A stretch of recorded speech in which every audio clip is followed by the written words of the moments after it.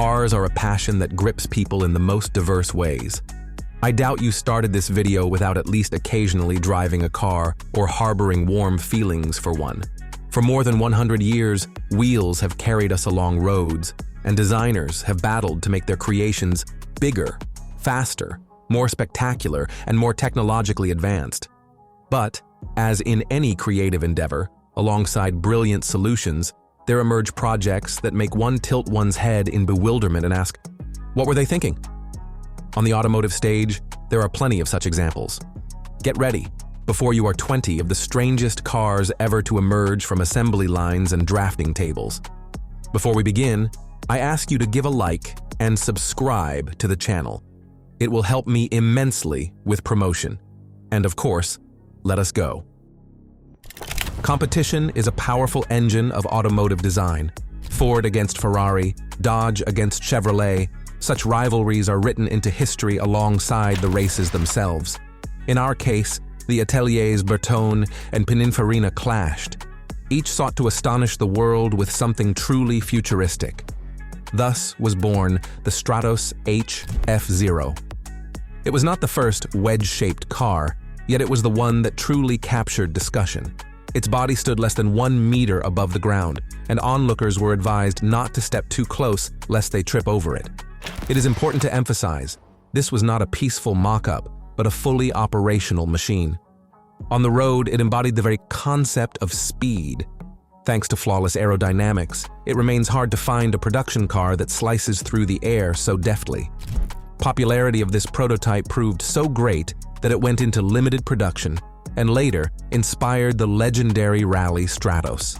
Yes, its appearance is strange, and that is precisely why you would never notice such a low-slung arrow if you were behind the wheel of an SUV today. But in the era of design battles, the main goal was to leave rivals in the dust, and that goal was unquestionably achieved. Do you think wild concepts were born only in the 1970s? Every decade has its own oddities. Take a look at this shot from the 1960s. The body seems ripped from the pages of a science fiction magazine, for in those days, anything evoking the space age felt like a leap toward the future. Legend has it that the creators aimed to build the world's first car with a jet engine. Skeptics might protest, but surprise, Chrysler did indeed build a turbine coupe, and other firms experimented with similar setups. The dream made sense. Such engines could run on various fuels, were cheaper to maintain, and delivered ferocious acceleration. Why then do we not speed along today's highways on turbines? The answer is simple: the sky-high cost of manufacturing. In the post-war years, few could afford such an expensive toy. And yet, it stands as a reminder of designers' endless drive to expand the horizons of possibility. Here is an example of an idea ahead of its time. The Rainbow looks far too boxy by modern standards, yet in the mid-1970s, that geometry stunned imaginations. Designers were given a simple brief: create a car that instantly stands out in traffic. Their answer was a strict box philosophy with a full 90-degree angle. But the highlight of the program was not that. It was the unique, removable roof. Today, folding tops do not surprise anyone, but back then, few thought to cancel a rigid roof entirely. The owner literally removed the section by hand, transforming the coupe into a convertible. From the outside, the maneuver looked amusing, but from an engineering standpoint, it was a bold step. The project was born out of time and never went into series production. The architect-creator rescued the prototype for his personal collection, thereby saving this vivid experiment from oblivion. Aston Martin has a reputation for elegant coupes associated with Agent 007. All the more surprising, then, was the Bulldog. Visually, it was not so strange. Its miracle was hidden beneath the bodywork. The ambition was to break the land speed record by exceeding 320 kilometers per hour. They built the prototype, tested it at a proving ground, and achieved only around 307 kilometers per hour. No problem. We will refine it. you might think. Alas, after the very first attempt, the engine disintegrated and test costs soared to alarming heights. The project was shelved, the Bulldog hidden in a hangar for nearly 50 years. Only enthusiasts resurrected it, painstakingly restored it, and finally allowed the car to fulfill its dream, to set its own record. It is amusing but true. A car conceived for speed was locked in the shadows for decades because of one single failure. Now let us travel to wartime Paris, where a tiny electric capsule, for one, at most 2 passengers, was born. With an empty cabin, it accelerated to about 71 kilometers per hour, with a companion slightly less. Yes, you heard correctly. Purely electric drive in the early 1940s. Later, the motor was replaced with a gasoline unit, and the model was nicknamed the Electric Egg. Against the backdrop of the bulky sedans of the day, this little car looked alien, half the length of an ordinary automobile and only slightly wider than a motorcycle with a sidecar. The concept of personal urban transport was far from the public consciousness, and yet microcars do exist even today. In truth, the original French experiment officially lasted only until the 1990s, leaving behind a delightful testament that electric traction is not a novelty of our century. To skeptics doubting the existence of jet-powered cars, we present the Firebird, a project of General Motors, where the car looked like a genuine fighter jet without wings. Development was led by Harley J. Earl, the father of the Corvette. On paper, the gas turbine propelled the machine to a mind-boggling 320+ kilometers per hour. In reality, things were far more dramatic. Achieving that speed was one thing, stopping was another, and the brake system refused to cope. 2 renowned test drivers, including an Indianapolis 500 winner, tried to tame the bird, but both times the car ended its run in the barriers. After the second crash, the corporation froze the program, perhaps safer that way. But the concept still seems an explosion of engineering madness, born in an era of jet propulsion optimism. Sometimes several legends converge under one roof, producing something truly eccentric. Lamborghini, Bertone, and Marcello Gandini banded together to throw Ferrari off balance by creating a luxurious 4-seat coupe through which one could look inside. Glass wing doors, transparent side panels, snow-white butterfly seats, and a rear compartment that opened in the opposite direction. Every detail screamed a desire to stand out.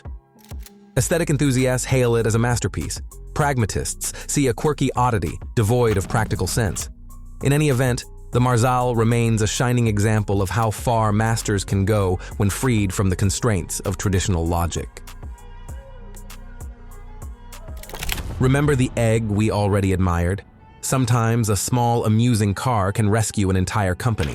After the war, BMW sales plummeted, motorcycles ceased turning a profit, and the factory teetered on the brink of bankruptcy. At the Turin Auto Show, BMW representatives encountered the Italian Renzo Revolta, whose firm ISO had produced the amusing 3-wheeled microcar Isetta. The Germans bought the license, refined the design, installed a peppier engine, and the little bubble burst onto the market. The public adored the Isetta. It was affordable, economical, nimble, and surprisingly cozy for 2. Over 8 years of production, more than 161,000 units rolled off the line. A genuine lifeline for BMW. It is amusing how a modest Italian bubble became a symbol of post-war optimism, proving that unusual form can matter more than extra horsepower. Another 3-wheeled experiment, this time from Great Britain. The Reliant Robin was conceived as an affordable successor to the Regal, fuel efficiency, minimal materials, and an ultra-simple construction. Demand during the difficult 1970s was indeed high. Many families sought precisely such a budget option. The main criticism of the Robin was stability. 1 nose wheel and 2 at the rear, call to mind jokes from television shows, where this 3-legged stool would tip over on a turn. Yet for everyday city driving at modest speeds, owners appreciated its compactness and low road tax. Advantages included a fiberglass body immune to rust and a homely, cozy cabin. Although the Robin long ago left the assembly line, it still brings a warm smile to fans of British auto kitsch. Let us move into the new millennium, where wild ideas have in no way died out. The GINA concept astonished with leather, or rather, with a special elastic fabric stretched over an aluminum frame. When the owner wished, the contour of the bonnet, the lines of the fenders, or the shape of the headlights literally changed on command. Moving ribs pulled the shell like muscles under a cheetah's skin. In the muted light of the pavilion, the headlights were hidden. Simply switch on the lights and the fabric would part, revealing trembling pupils. All this created an eerily lifelike impression. The car seemed to breathe. BMW never planned series production. The GINA was born to pose questions about the future. Can a car become a dynamic, sculptural object? Years on, the answer remains open, but visitors to that motor show are unlikely to forget the shimmering chameleon body. Sometimes great projects are born in a garage. Self-taught engineer Norman Timms revered streamlined streamliners with 16 cylinders and decided to build his personal masterpiece. On an empty Buick frame, he welded a spatial lattice, clad it in a long aluminum feather, and machined the rear overhang in the style of pre-war racing cars. Assembly took 2 years. Each panel had to be shaped by hand, and the complex hidden frame required dozens of custom brackets. The result was the Golden Gator, with an impossibly elongated nose and a sleek back free of visible seams. Magazines instantly dubbed it America's most elegant homemade car. To this day, the vehicle survives, restored after unfortunate desert storage, and once again gleams as though it leapt from a chromed sunbeam of the Jazz Age. How much madness does it take to bolt an aircraft propeller to a car? French experimenters guessed, why not? And put the Helicron on the road. A huge propeller pulled the car forward like an airplane without wings. Theoretically, the idea made sense. Direct airflow instead of a complex transmission. In practice, the driver saw only a rotating blur ahead and the roar of the engine carried for blocks. Safety? Let us say it was doubtful. A single careless passerby could have suffered terribly. Unsurprisingly, the Helicron disappeared as quickly as it appeared. Years later, enthusiasts found one of the few surviving examples, cleaned and polished it, installed a decorative grille over the propeller, and paraded it through retro tech gatherings, just for fun. After all, even madness deserves a second chance, especially when it is so photogenic. Behold the ultimate blade. The Modulo, like an alien airstrip, hugs the asphalt. The body is so low that one might mistake it for a continuation of the road markings. Pininfarina's engineers did more than smooth the roof. They hid the cabin under a glass dome that slides forward to reveal the cockpit. In the usual sense, there are no doors. Inside, instruments are set into a broad panel. The steering device resembles a ship's wheel, and the seats look as though cast from frosted ice. The car was not built for racing or showbiz, it became a manifesto. Design can defy aerodynamic rules while bewildering them. Look at the smooth transitions hiding the wheels under solid shields. In the 1970s, such a feat seemed like magic. Though the Modulo remains one of a kind, its spirit still hovers over supercar designs today, inspiring artists to dream bolder.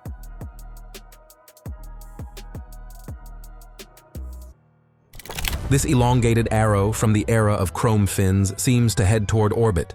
From its nose jut 2 conical radar fairings, not mere decoration, but part of an experimental collision avoidance system. The Cyclone could sense obstacles using a microwave beam and warn the driver, half a century before airbags became standard. Another clever trick was the automatic hardtop made of transparent plastic. When clouds gathered overhead, a sensor would detect the first raindrops and the dome would close, shielding passengers from rain without any human intervention. Inside, the climate was ideal, truly a scientific breakthrough for its time. The Cyclone never reached series production. It was too avant-garde, too expensive.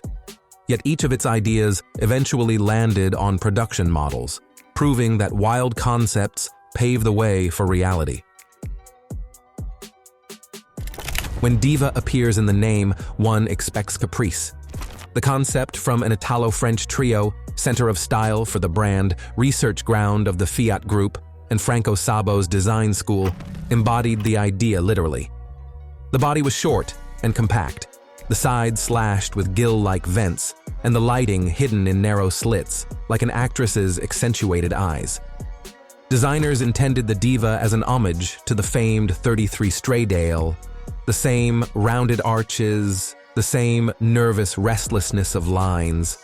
Technologically, the concept anticipated the future: carbon fiber, active air delivery to the brakes, and paddle shifters on the steering column.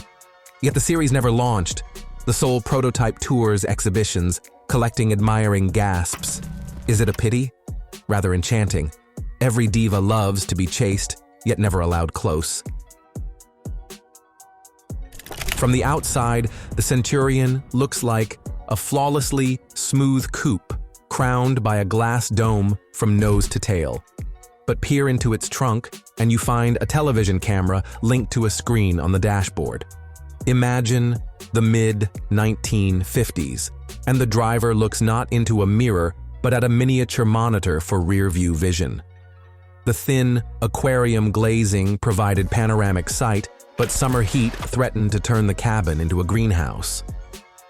Engineers responded with a complex air conditioning system that kept temperatures comfortable, plus a catapult seat. There were no doors, the entire roof lifted forward with the glass and part of the front fenders.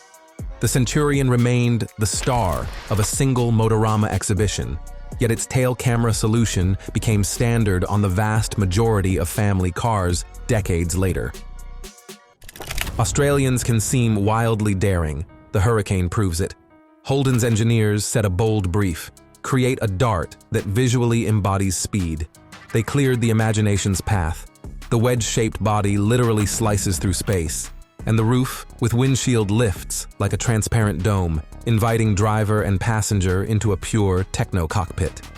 Beneath the sharpened armor lay a small yet punchy V8 engine. A light chassis and low center of gravity made the car stick to the road like a suction cup. But the strangest feature was a body designed to split into 3 parts. At the command of a pneumatic system, nose, middle, and tail sections would separate slightly, providing access to components or simply displaying engineering exotica. In the 1960s, this looked like genuine magic. Production never began. The concept remained a show lightning bolt, yet it inspired dozens of designers to seek new boundaries between aerodynamics and bold sculpture. Even after half a century, the Hurricane can outshine a modern supercar parked beside it.